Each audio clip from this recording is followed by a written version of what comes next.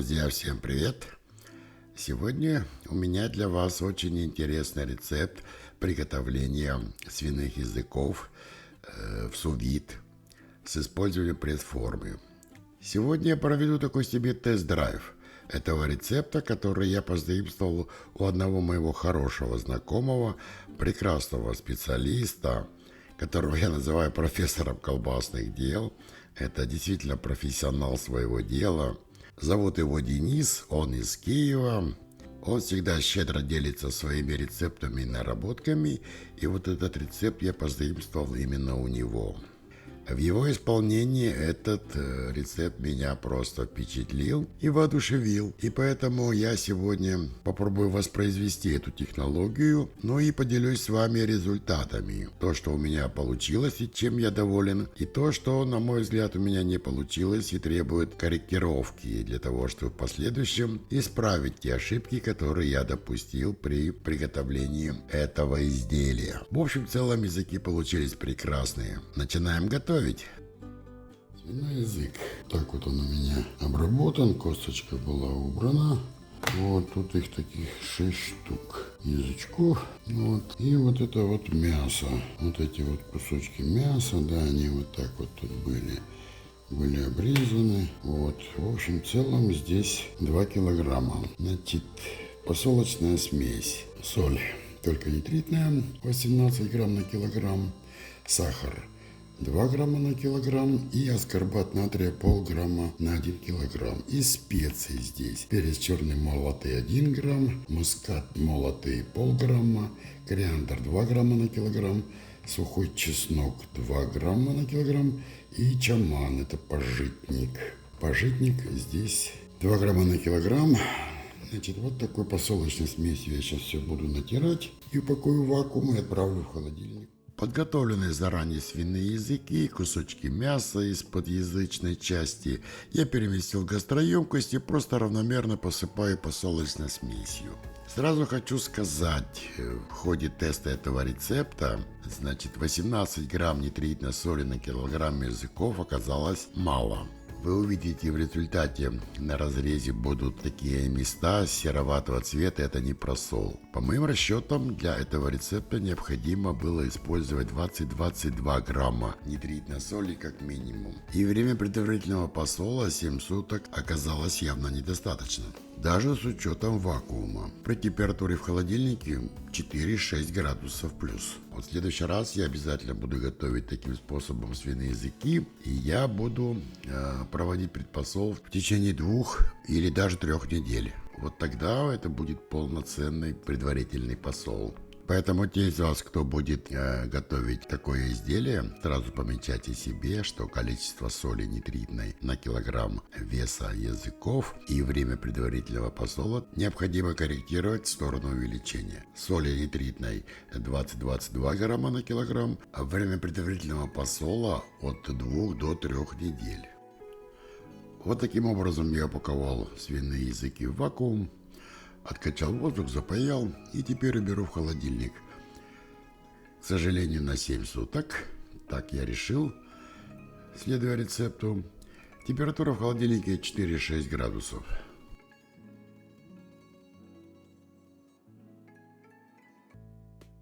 Итак, прошло 7 суток. У меня этап предварительного посола свиных языков закончен. Теперь я их упакую в пресс-форму и проведу тепловую обработку. Вот так языки выглядят после предварительного посола. Прекрасный запах, такой более яркий, аппетитный цвет у этого мяса. Ну и теперь упаковка в пресс-форму. Вот такой замечательный инструмент есть у меня на кухне. Приобрести такую пресс-форму вы можете в интернет-магазине Craft Store. Это один из лучших интернет-магазинов, в котором можно приобретать товары для крафта, для производства в домашних условиях, колбас, мясных изделий.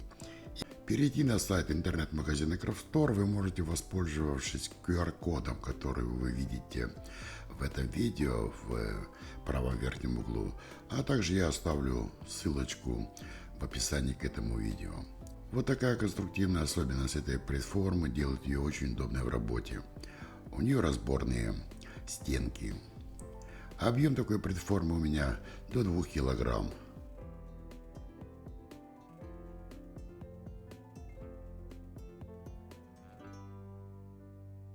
Для упаковки свиных языков в эту пресс-форму я буду использовать целлюлозную пленку. Несколько слов об этом упаковочном материале.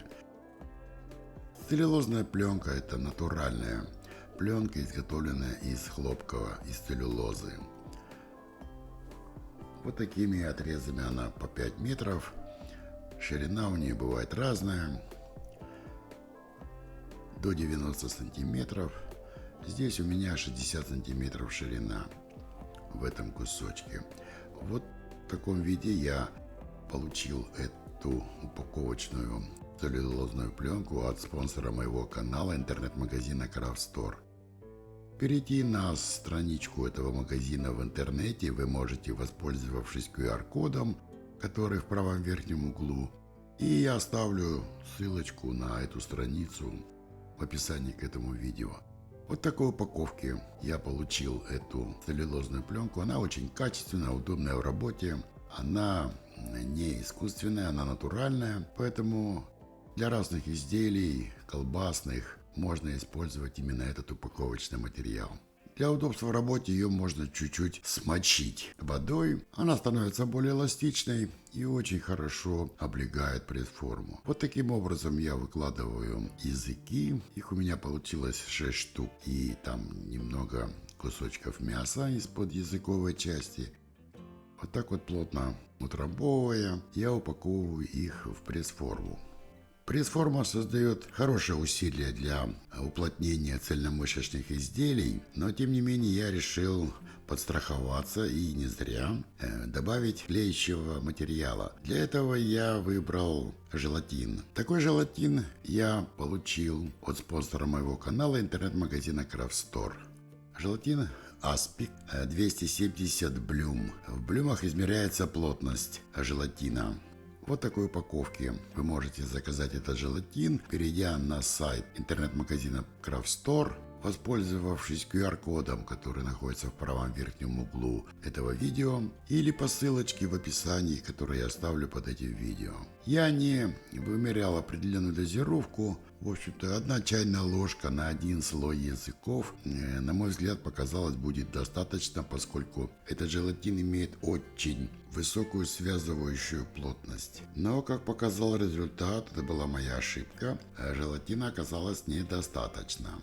Поэтому, если вы используете для связывания цельномышечных изделий внутри пресс-формы желатин, даже высокой плотности, такой какой является Aspic 270 блюм, я бы рекомендовал использовать как минимум 4 чайных ложки на 1 слой. Желатин – это натуральный пищевой продукт, это высококонцентрированный коллаген, который производится при переработке мяса и костей говядины. Хранится такой желатин в герметичной упаковке достаточно долго, срок его использования указан на упаковке. Я рекомендую вам воспользоваться интернет-магазином Craft Store, где вы можете найти не только такой желатин или упаковку или пресс-форму. В этом интернет-магазине очень широкий ассортимент всех товаров, которые необходимы для домашнего крафта. Так, теперь я заворачиваю целлюлозную пленку аккуратно и ставлю прижимную крышку. Защелкиваю я ее сейчас на 1 уровень. Это на период тепловой обработки, который я буду проводить в су-вид. Тепловая обработка в су-вид предусматривает помещение продукта в вакуум. Именно в вакууме происходит процесс тепловой обработки. Я, конечно, не могу поместить эту пресс-форму в вакуумный пакет, поэтому я буду имитировать вакуум, проведя упаковку пресс-формы в пищевую пленку. Моя задача просто получить какую-то герметизацию. У меня на канале есть видео, где я показал рецепт приготовления шинки из свинины в этой пресс-форме, и я проводил тепловую обработку в духовке по традиционной колбасной технологии. Если вам интересно посмотреть эту информацию, сейчас в правом верхнем углу появится ссылочка, нажав на которую вы сможете перейти и посмотреть это видео. Ну, упаковщик из меня еще, конечно, тот, но тем не менее, нехитрыми манипуляциями мне удалось упаковать пресс-форму пищевую пленку, и вот в таком виде я ее отправлю сейчас в обычный пластиковый контейнер с водой, где проведу тепловую обработку, используя ротационный кипятильник. Температуру я выставлю 75 градусов. И время 24 часа. Контролировать температуру внутри изделия я не буду, поскольку за 24 часа языки точно пройдут тепловую обработку и достигнут температуры внутри 75 градусов.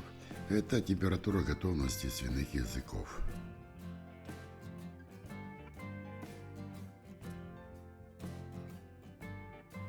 И вот прошли сутки, тепловая обработка завершена. Я остудил всю эту конструкцию под холодной проточной водой до 30 градусов и отправил в холодильник на стабилизацию на 24 часа.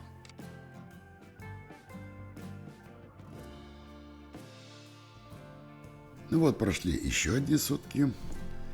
Пресс-форма провела в холодильнике 24 часа, может быть там чуть больше, при температуре 4-6 градусов. Посмотрите вот на этот момент, он очень важный. Перед тем, как убрать в холодильник на стабилизацию, я придавил вот так вот хорошенько крышку и переместил уже на 3-й уровень вот этих вот защелок. Таким образом, я максимально спрессовал изделие внутри пресс-формы. Ну а теперь проведем распаковку и вскрытие. Внешне все выглядит очень прилично, хотя температура тепловой обработки была достаточно высокая и время длительное. Никакого бульонного отека внешне я не наблюдаю.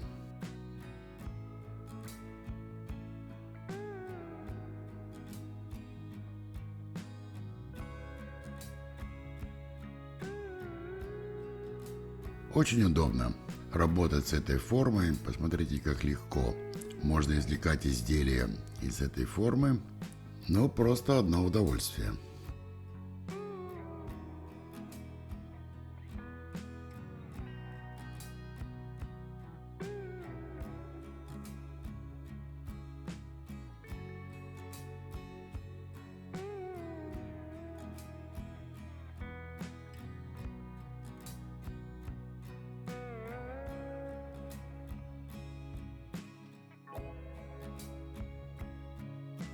Ну вот как-то так.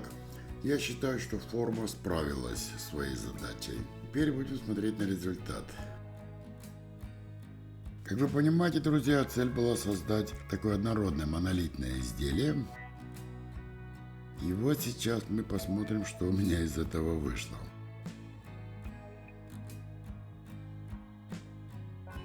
В общем, в целом получилось. Структура плотная, ровная. Свиные языки как бы так спрессовались. Достаточно жестко. Ну а теперь попробуем нарезать.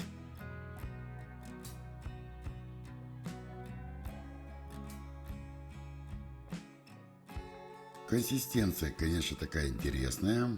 Языки мягкие и в то же время плотные. И вот посмотрите, да? То есть как бы вот того сцепления, которого я ожидал, не получилось. Я отношу это к тому, что все-таки это язык. Там есть такая тонкая шкурка, это свиной язык, она вполне съедобная.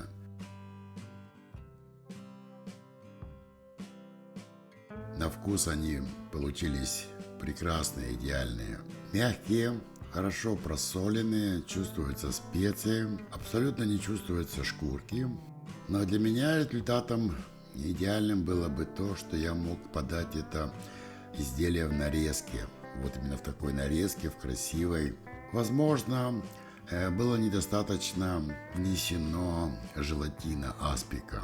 Поэтому как продукт, свиной язык, приготовленный су-вид, это 100% идеальный вариант для того, чтобы использовать его для приготовления каких-то там салатов и других блюд. Вот в таком вот виде, конечно, можно его подать и в нарезку. Но вот такого цельного монолитного изделия, которое можно было бы в таком виде нарезать и подать на стол, не получилось. И вот посмотрите еще один момент. Это хорошо видно сейчас. Вот такие сероватые пятна есть на срезе. Это вот тот самый непросол. Это то, о чем я вам говорил, когда рассчитывал размер, объем соли на килограмм сырого языка при предварительном посоле. И когда я говорил о сроке предварительного посола. Вот, в принципе, все, что я могу показать вам в этом рецепте, с учетом тех ошибок, которые я допустил при тестировании этого рецепта. Друзья, если вам понравился этот рецепт, если вам понравились мои рекомендации и они были полезны, не забудьте поставить лайк, подписывайтесь на канал. До новых встреч на канале, дорогие друзья!